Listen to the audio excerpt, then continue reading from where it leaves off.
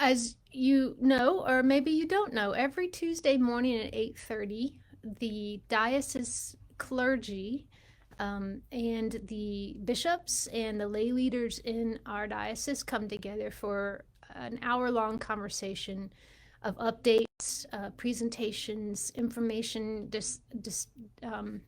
disbursement, a time of question and answering, and also a time of prayer. And this morning we lifted Jim Croom up in our prayers. And again, we'll let you all know any information about future memorial service for Jim. So keep your eyes and ears open for that. But today, what we heard in our information was a blessing. It reverberates of Eastertide, of resurrection, of new life. And I want to go over the points that we covered so that you will know what's happening. The first thing I wanted to let you know starting this Sunday is that during our worship service at 10 a.m., if the person who is reading the lessons or preaching is vaccinated, then they can take their mask off to read and to preach. Now, if they aren't vaccinated, then they will need to keep their mask on.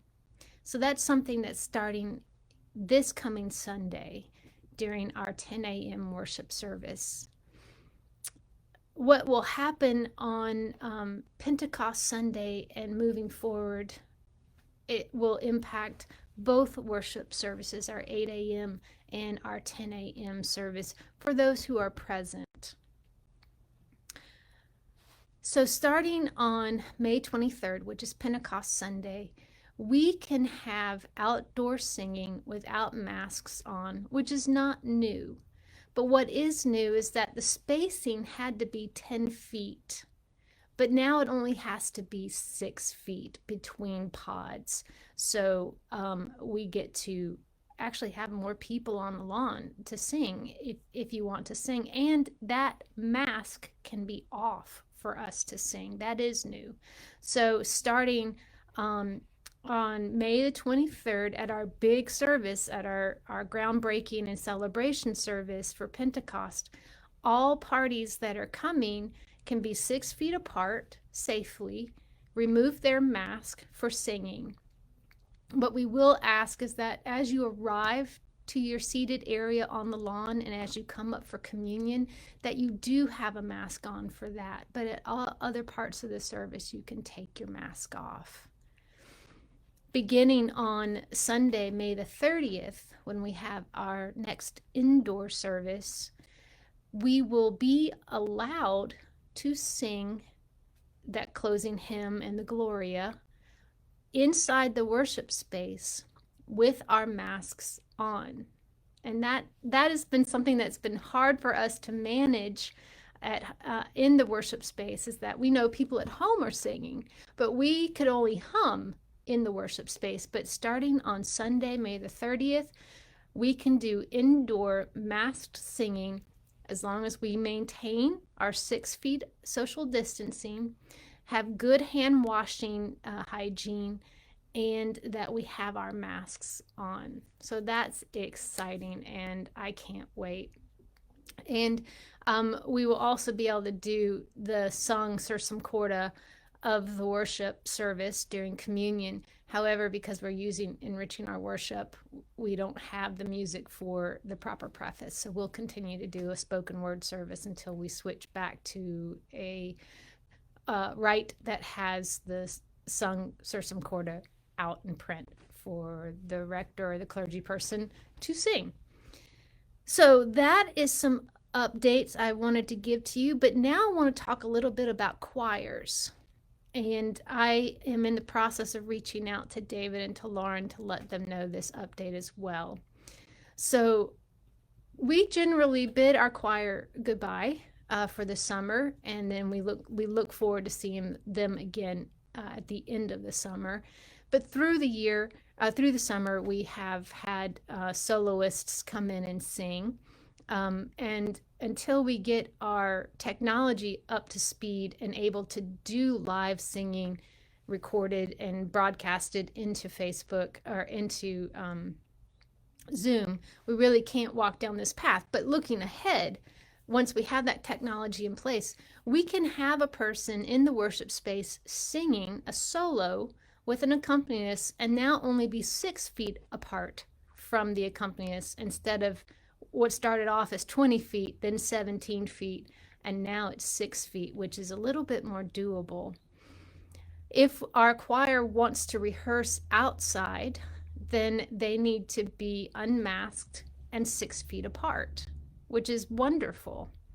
If they want to rehearse inside, then they have to be masked and be 8 feet apart. And if they want to sing for a Sunday service, they will need to be masked and be 6 feet apart from each other. So our choir would need to be spaced out 6 feet apart and also 6 feet away from the accompanist so that we are living into the guidelines that our diocese has in place. I'm just looking over my notes, make sure that I am giving you all the right information. That looks good. Now, because this isn't a change to folks who are coming to worship and not folks who are worshiping from home, we have added to our Eventbrite sign-up form informed consent blurb, and I want to read you what that blurb is. So for our 10 a.m. indoor service, the informed consent blurb is as follows. This service will include unmasked participants, and that would be lectors and preaching, and masked singing, which can elevate the possibility of COVID-19 transmission. If you are not fully vaccinated, you are at a higher susceptibility of contracting COVID-19. Please weigh your risk accordingly before deciding whether to participate. Of course, we are encouraging everyone who is eligible to get the vaccine, that is a way of not only protecting yourself, but also protecting others that you come in contact with. So that informed consent applies to everyone, whether you're vaccinated or not, but specifically and especially to those who have yet to be vaccinated. And again, when it comes to reading in the service, and if you want to take your mask off to read or to preach, you do have to be vaccinated. We cannot have unvaccinated folks taking off their masks to read or preach during our indoor services. We have also added an informed consent addendum to our 10 a.m. service, which is participants in this service run the risk of having their image captured in the filming and streaming of this service. If you are concerned about being on camera, please let the clergy know and they will bring communion to you. So those are the 2 updated informed consent blurbs that we've added to our 10 a.m. service. And we've also added this blurb to our celebration of Pentecost Sunday on May the 23rd, because that service will also be live streamed into Facebook. So those are the updates that we have for today. I'm excited. I'm extremely excited that bit by bit, as the science comes out, as more is revealed, that we are getting closer and closer to what normal feels like. If you have any questions, feel free to put them in the chat. I will be happy to answer those. I'll keep this stream going for a little bit. So if you have any questions, feel free to put that in the chat and I will do my best to answer it. If you have questions after the fact, if you're watching this video after the fact and the live stream is ended, feel free to email me or call me and I will do my best to get that information to you. Again, just to highlight, we can sing at our 10 a.m. service masked as long as we're 6 feet apart, and we practice good hand washing hygiene, and that will begin on Sunday, May the 30th. starting this coming Sunday at our 10 a.m. service. If you are a vaccinated individual who is reading a lesson or the prayers of the people or preaching, you can do so without wearing your mask. You will walk up with your mask, take your mask off, and once you're done reading, put your mask back on and then go back to your chair. And we've added some informed consent blurbs to all of our by reservation services. Now, if you are participating in worship from home, there is no need to wear a mask unless that is something that you feel like is necessary for where you are in your home environment. And you are welcome to sing at home. You're welcome to hum at home. You're welcome to get up and get another cup of coffee while that music is taking place. So I am excited, and I expect, again, over the next couple of weeks that we'll see and hear additional updates and guidelines as more and more folks get vaccinated, and the guidelines continue to be loosened up quite a bit. But if you hear anything else in today's update, hear this. Please get vaccinated. If you are able to get vaccinated, please make time in your schedule, in your life, to receive a vaccination.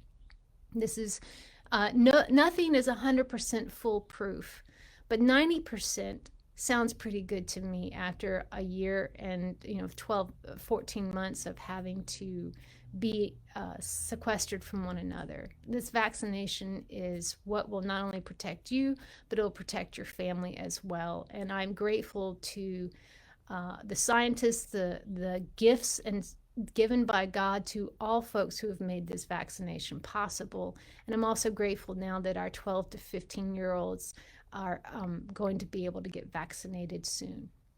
So friends, that is all I have for you today. Hallelujah, hallelujah, hallelujah. This is Easter all over again as we get closer and closer to more sense of normalcy.